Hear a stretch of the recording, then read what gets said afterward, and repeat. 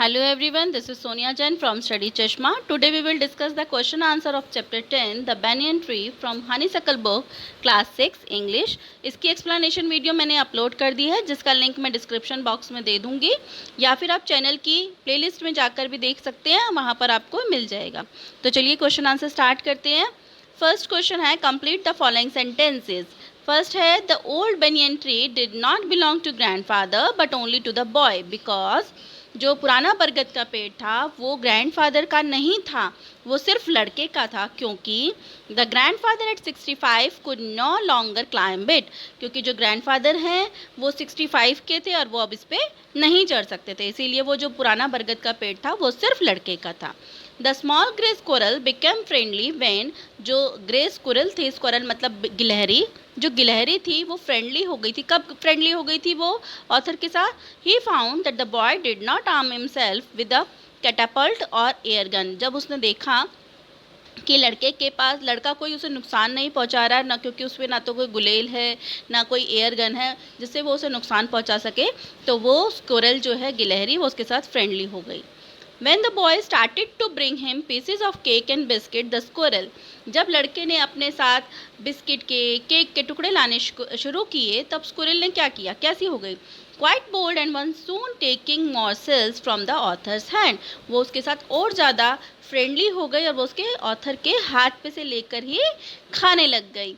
In the spring the banyan tree dash and dash would come there, spring season में banyan tree कैसा हो जाता है और वहाँ पे कौन कौन आता है? स्प्रिंग सीजन में the banyan tree was full of small red figs.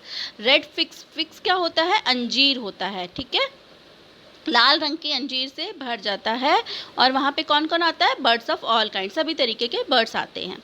The banyan tree serve the boy as a library, library बना ली थी वहाँ पर बॉय ने और वहाँ बैठ के बुक्स वगैरह पढ़ता था। नेक्स्ट है the young boy spent his afternoon in the tree dash, जो यंग बॉय था, जो लड़का था, वो अपना दोपहरी वहाँ ट्री पर बताता था। कब बिताता था? When it was not too hot, जब बहुत ज़्यादा गर्मी नहीं होती थी तब वो दिन का समय वहीं उस पेड़ पर बिताता था। It was a battle of champions, what qualities did the two champions have, ये चैम्पियंस की लड़ाई थी, दोनों चैम्पियंस के बीच में क्या क्वालिटीज़ थी, क्या खूबियाँ थी? Pick out the words and phrases from the paragraph above the line in the text and write them down, और ये उसके चैम्पियंस की खूबियाँ बतानी थी जो बुक में दी गई हैं, लाइन्स में दी गई हैं, आपको पैराग्राफ में दी गई हैं, वो इन दोनों की यहाँ सेपरेट करके लिखनी है। मोंगूस में क्या खूबियाँ थी और कोबरा में क्या खूबियाँ थी? उसके बाद आपसे क्वेश्चन भी किया गया है, what did the cobra and the mongoose do to show their readiness for the fight, और किस बात से पता चलता है कि कोबरा और जो नेवला था वो तैयार थे लड़ाई के लिए? तो इनकी खूबियां हैं, मोंगूस एक सुपर फाइटर था, क्लेवर था, एग्रेसिव था, कोबरा स्किलफुल, एक्सपीरियंस और स्विफ्ट था।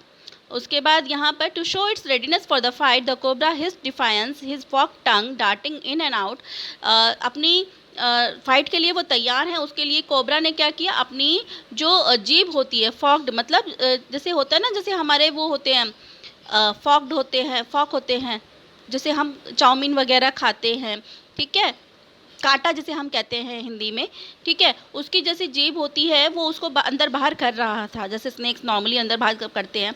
It raise 3 of its feets off the ground, उसने अपना 3 फुट लंबा फन ऊपर उठा लिया था और फैला लिया था, ठीक है, हुड मतलब जो फन होता है। The mongoose bush his tail the long hair on his spine stood up, और जो नेवला था उसकी जो टेल है वो ऐसे ऐसे फड़फड़ा रही थी और जो उसका लंबे लंबे बाल थे जो स्पाइन पे उसकी पीठ पर थे वो भी खड़े हो गए थे। Who were the other 2 spectators, 2 दर्शक और कौन थे? स्पेक्टेटर मतलब दर्शक जो देखते हैं। वट डिड दे डू, क्या वो कर रहे थे? और डिड दे वॉच और did they join in the fight, क्या सिर्फ वो देख रहे थे या उन्होंने फाइट में भी हिस्सा लिया? The other 2 spectators were a jungle crow and मैना, 2 जो स्पेक्टेटर्स थे वो एक तो जंगली कौवा था और मैना थे। They settled on a cactus to watch the outcome, वो एक कैक्टस पे बैठ गए थे कि क्या रिजल्ट आता है इस लड़ाई का। But they did not just watch, पर उन्होंने सिर्फ देखा ही नहीं, they try to join the fight, उन्होंने लड़ाई में हिस्सा लेने की कोशिश भी की, by hurling themselves at the cobra, और कोबरा पे अटैक करने के लिए। तो उन्होंने एक लड़ाई में हिस्सा लेने की कोशिश की जब बीच में कोबरा पे उन्होंने अटैक भी किया। Read the description below of what the snake did and what the mongoose did. Arrange their action in a proper order. यहाँ पर ही इनके दोनों के actions दिए गए हैं, उनको proper order में करना है. लाइन वाइज लाइन के पहले क्या हुआ, फिर क्या हुआ, फिर क्या हुआ, इस तरीके से करना है. तो इसके आंसर है स्नेक का पहले सेकंड नंबर पे लिखा हुआ होगा the try to surprise to the mongoose. उसके बाद struck on the side that the mongoose pretend to attack, struck again and missed, struck the crow, coiled itself around the mongoose, ceased to struggle. ये उसके actions हैं कि पहले क्या हुआ फिर क्या हुआ. उसने पहले अपने आप को प्रिटेंड किया, mongoose को देखा, उस पर हमला करने की कोशिश की, फिर उस पर अटैक किया, फिर उसके बाद दोबारा उस पर अटैक किया, फिर उसने कौवे को मारने की मतलब कौवे को पर स्ट्रक किया, कौवे को मारा क्योंकि कौवा बीच में आ गया था. फिर उसने उसको कॉइल्ड कर लिया. कॉइल्ड मतलब इस तरीके से लपेट लेना.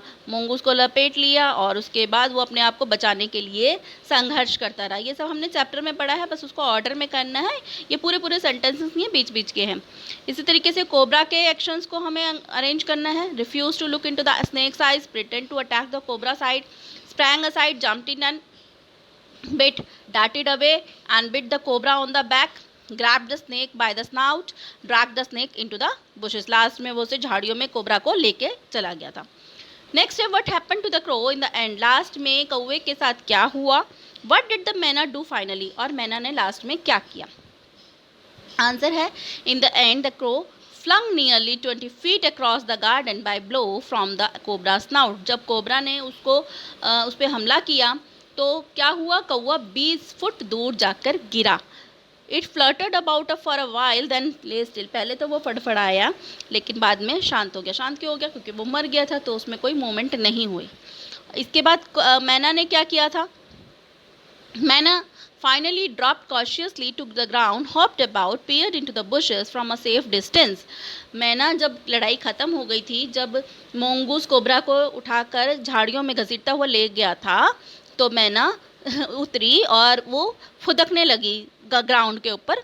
वो फुदकने लगी और चुपचाप जाके सेफ डिस्टेंस होता है मतलब एक उचित दूरी जिसे कह सकते हैं, एक मतलब जिससे उसे कोई नुकसान ना पहुंचे, वो उतनी दूरी बनाकर झांकने लगी झाड़ियों में कि क्या रिजल्ट आया. क्योंकि कौवे को तो पहले ही लग चुकी थी, वो बीच में फाइट में पड़ गया था. अब भाई मैना तो डर गई. उसने सोचा अब तो मैं डिस्टेंस बना के देखूंगी. तो उसने डिस्टेंस से देखा and then with a shrill cry of congratulation flew away.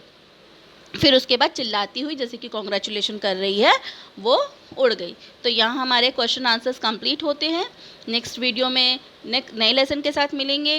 So stay tune for more videos. Till then bye bye.